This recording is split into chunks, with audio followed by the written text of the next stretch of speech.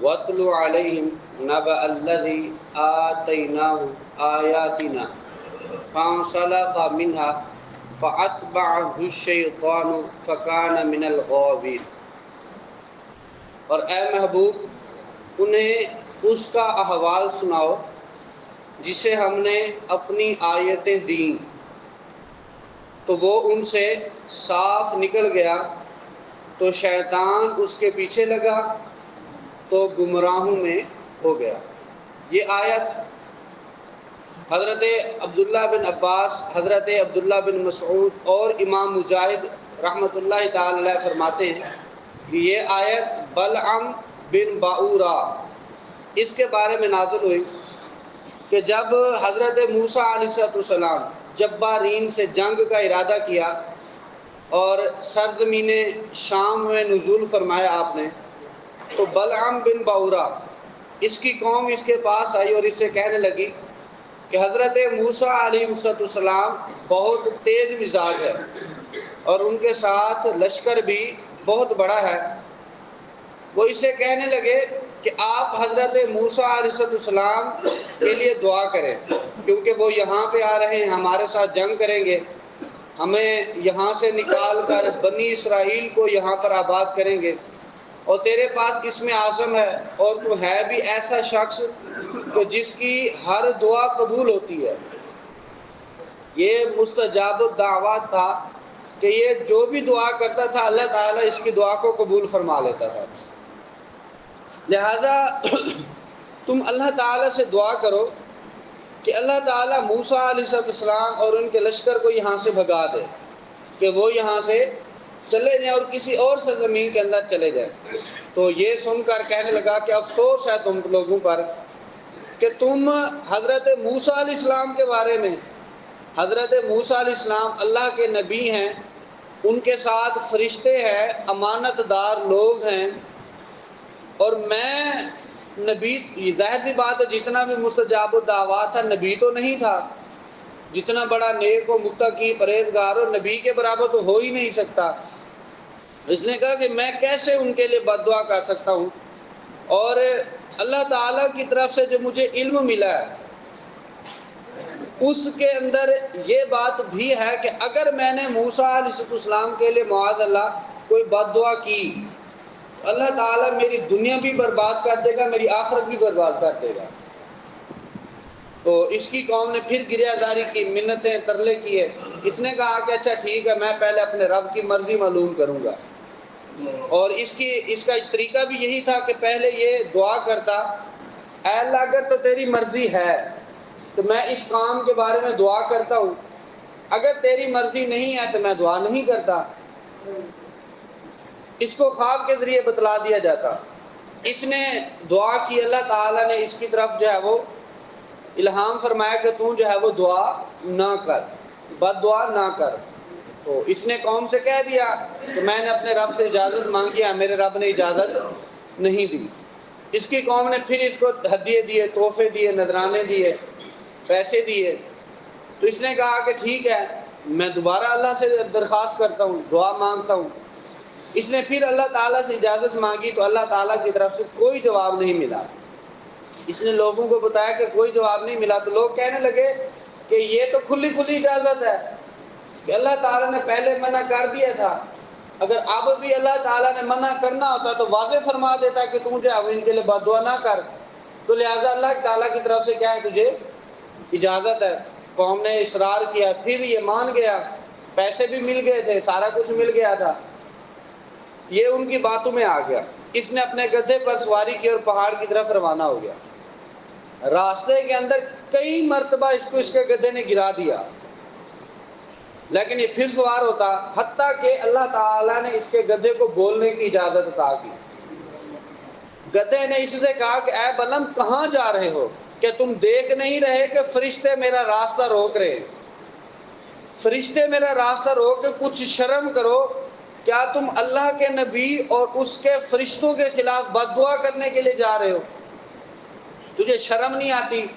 پھر بھی یہ بات نہ آیا۔ آخر کار یہ اس پہاڑ پر چڑھ گیا جہاں پر اس کی قوم بھی موجود تھی، حضرت موسیٰ علیہ السلام کے لیے بد دعا کرنے کے لیے، اور اس نے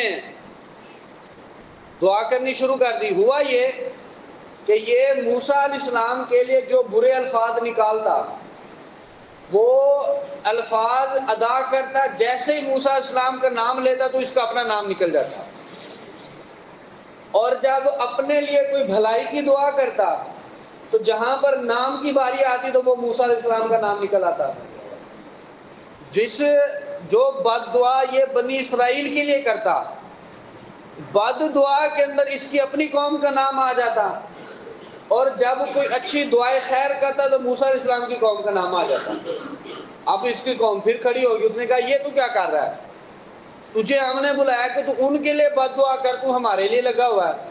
تو اس لیے یہ کہنے لگا کہ میری زبان میرے اختیار میں نہیں ہے، اب میری زبان میرے اختیار میں نہیں رہی، میں اب اللہ کی قدرت مجھ پر غالب آ گئی۔ اتنا کہا اس نے، اور اس نے یہ کہا کہ تم لوگوں کی وجہ سے اب میری دنیا بھی برباد ہو چکی ہے اور آخرت بھی برباد ہو چکی ہے۔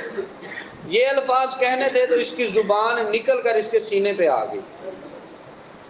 اب پھر اس نے اپنی قوم سے کہا کہ میں تو برباد ہو چکا، اب میں تمہیں ایک تدبیر بتاتا ہوں۔ وہ کیا ہے کہ تم اپنے قبیلے کی خوبصورت عورتوں کو تیار کرو اور موسیٰ علیہ السلام کے لشکر کے اندر بھیج دو۔ اب یہاں پر الفاظ سنیے گا، اگر ان میں سے لشکر میں سے پورے لشکر میں سے اگر ایک بندے نے بھی بدکاری کر لی تو اللہ تبارک و تعالی پورے لشکر کو جو ہے وہ ادھر ادھر کر دے گا۔ یعنی ایک بندے نے بدکاری کی تو اللہ تعالیٰ انہیں، یعنی یہ جو لشکر جس مقصد کے لیے آیا ہے اس مقصد کے اندر کامیاب نہیں ہونے دے گا۔ کیا کیا؟ عورتیں بھیجی، اگر پورے لشکر میں سے ایک بندے نے بھی بدکاری کی تو میں اور آپ غور کریں ہمارے معاشرے کے اندر کتنی بدکاری ہو رہی ہے۔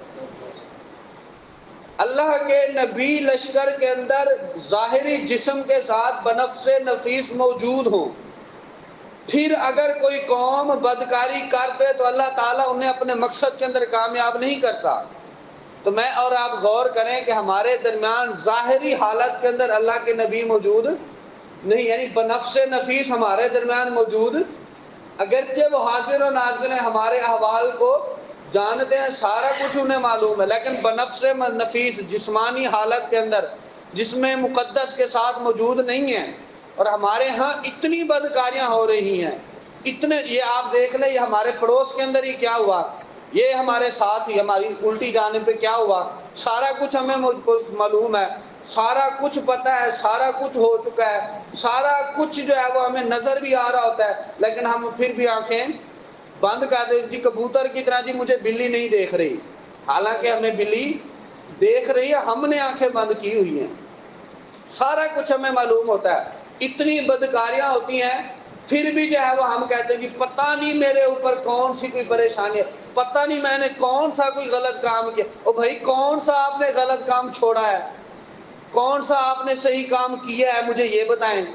ہم میں سے کوئی ایسا شخص ہے جو کہے کہ کل کے دن میں نے کوئی گناہ نہیں کیا، کل کے دن میں نے کوئی جھوٹ نہیں بولا، کوئی بدکاری نہیں کی، کوئی بدنگاہی نہیں کی، کوئی جو ہے میں نے کسی کو گالا نہیں بولا، کل کا دن میرا دل صاف رہا ہے سب کے لیے۔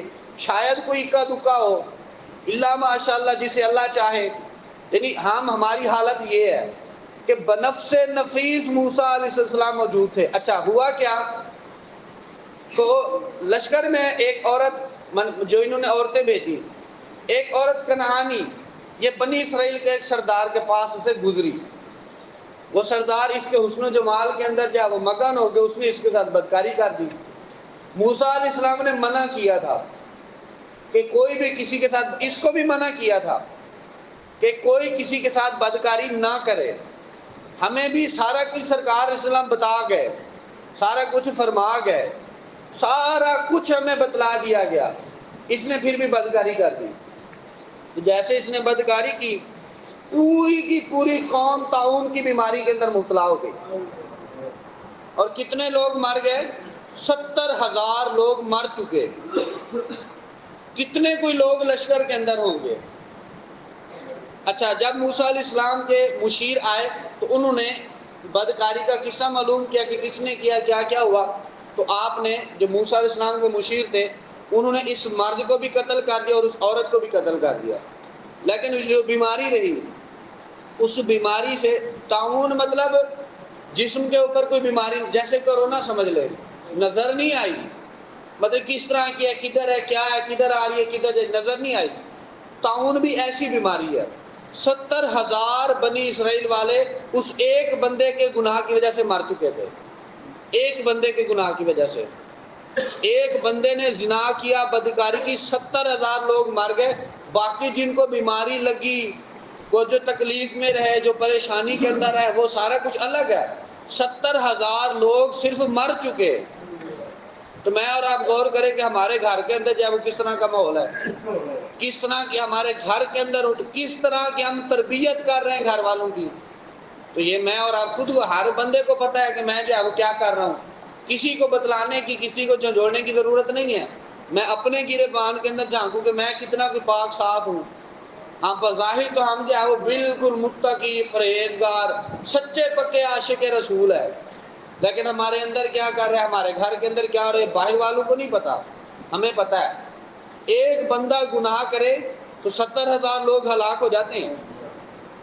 تو یہاں جو ہے وہ ہر دوسرا، ہر تیسرا، بلکہ تقریباً ہر بندہ گناہ کر رہا ہے۔ ہر گلی جڑے کندھے کے ساتھ کندھا جوڑ کے گناہ کیے جا رہے ہیں، سارا کچھ ہمیں معلوم ہے، لیکن صرف ہم جو ہے وہ کبوتر کی طرح آنکھیں ہم نے بند کی ہوئی ہیں کہ مجھے بلی نہیں دیکھ رہی، حالانکہ ہمیں سارا کچھ پتہ ہے کہ کس گناہ کی کیا سزا ہے، یہ بھی پتہ ہے، کس نیکی کا کتنا بڑا اجر ہے، یہ بھی پتہ ہے۔ میری روٹین ہے، میری عادت ہے کہ میں ہر درس سے پہلے، ہر جنازے سے پہلے، ہر کسی نہ کسی تقریر کے اندر جب بھی مجھے موقع ملتا ہے میں درود پاک کی فضیلت بیان کرتا ہوں۔ تو اب میں اور آپ غور کریں کہ ہم کتنا کوئی درود پاک پڑھتے ہیں، پتہ ہے اس کے اجر کا کتنی فضیلتیں اس کے اجر کی، پھر بھی ہم نہیں پڑھتے۔ فضول گپیں لگی ہوئی ہیں، لگے ہیں، بیٹھے ہیں۔ ہمارے ہاں تو معاذ اللہ، پہلے مجھے معلوم ہے اچھے طریقے سے، آپ کو بھی معلوم ہے کہ پہلے یہ ہوتا تھا کہ کہیں پہ فوتگی ہو جائے تو پہچاننا مشکل ہو جاتا تھا کہ کس کا فوت ہوا ہے، کون فوت ہوا ہے، ہر بندہ رو رہا ہوتا تھا۔ اور ہمارے ہاں جو ہے وہ اب ایسا نہیں ہوتا، گھر کے اندر میت موجود ہوتی ہے، جوان بیٹا موجود ہوتا ہے، مطلب جوان بیٹے کی میت موجود ہے، اور معلوم ہی نہیں ہوتا پتہ نہیں کس کی فوتگی ہوئی ہے۔ لوگ آ کے پوچھ رہے ہیں اچھا کون وارث ہے، پوچھ رہے ہوتے کہ نہیں پوچھ رہے ہوتے؟ کیا پہلے بھی ایسے، آج سے 20 25 30 سال پہلے کیا ایسے ہوتا تھا؟ پوچھنا پڑتا تھا کہ کس کا کوئی فوت ہوا، پہچاننا مشکل ہو جاتا تھا۔ تو میں اور آپ غور کریں کہ ہم کس طرف جا رہے ہیں، ہمارا جو ہے وہ پیارا روٹ رہا ہے۔ مطلب میں کسی کو نومینیٹ کر کے نہیں بات کر رہا، ویسے مطلقاً بات کر رہا ہوں۔ آپ اس وقت کہیں پہ بھی چلے جائیں، اس سوائے گاؤں دیہاتوں کے اندر، گھر کے ساتھ گھر ہے، فوتگی ہوگی، ساتھ والے کو پتہ نہیں ہوتا۔ اتنے ہم بے پرواہ ہو چکے ہیں، اتنا ہمیں جو ہے وہ مسلمانوں کا خیال ہے کہ میرے گھر کے ساتھ گھر ہے، اس کے اندر میت رکھی ہوئی ہے اور مجھے پتہ ہی نہیں ہے، مجھے پتہ ہی نہیں ہے۔ تو یہ چیزیں جب ہمیں دیکھنی کو، یہاں پر ایک اور بات کہ کبھی بھی آپ کتنے بڑے نیک ہو، کبھی بھی کسی اللہ کے نیک بندے کے ساتھ پنگا نہ لیں، اللہ کے ولی کے ساتھ پنگا نہ لیں، اللہ کے نیک بندے کے بارے میں اپنے دل کے اندر بغض نہ رکھے، اللہ کے ولی کے بارے میں اپنے دل کے اندر بغض۔ آپ کتنے یہ جو بلم بورا تھا، یہ جو بھی دعا آپ دیکھیں، سنا بھی آپ نے کہ یہ اللہ سے پہلے پوچھتا تھا اللہ میں یہ دعا کروں یا نہ کروں، اللہ تعالیٰ اسے ارشاد فرما دیتے کہ یہ دعا کر، یہ نہ کر۔ کتنا کوئی یار یہ نیک ہوگا، کتنا کوئی متقی ہوگا، لیکن اللہ کے نبی کے ساتھ اس نے پنگا لیا۔ اللہ کے نیک بندے کے ساتھ کبھی بھی اپنے دل کے اندر بغض نہ آنے دیں، ورنہ دنیا بھی برباد ہو جائے گی اور آخرت بھی برباد ہو جائے گی۔ اللہ تعالی ہمیں اپنے نیک لوگوں کی عقیدت اور